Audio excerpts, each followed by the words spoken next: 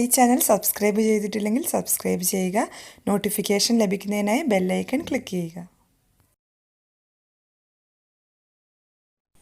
Hi friends, Meenu's Malayalam വ്ലോഗിലേക്ക് എല്ലാവർക്കും സ്വാഗതം.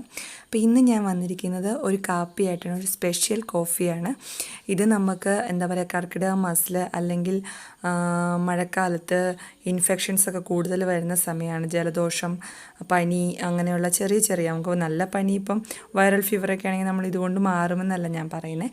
പക്ഷേ ചെറിയ ഇൻഫെക്ഷൻ, പിന്നെ ജലദോഷം, പനി ഇതൊക്കെ വരാതെയും വന്നു കഴിഞ്ഞാൽ തന്നെ പെട്ടെന്ന് മാറാനും കുട്ടികൾക്കും ഒക്കെ കൊടുക്കാൻ പറ്റിയ ഒരു നല്ല കാപ്പി, അതായത് ചുക്ക് കാപ്പി. നമുക്കറിയാം, പണ്ട് നമ്മുടെ വീടുകളിൽ പഴയ എന്താ പറയുക, നമ്മുടെ അപ്പൂപ്പനും അമ്മൂമ്മയൊക്കെ ഉപയോഗിച്ചിരുന്ന പാരസെറ്റമോളിന് പകരം ഉപയോഗിച്ചിരുന്ന ഒരു മെഡിസിനാണ് ഈ ചുക്ക് കാപ്പി.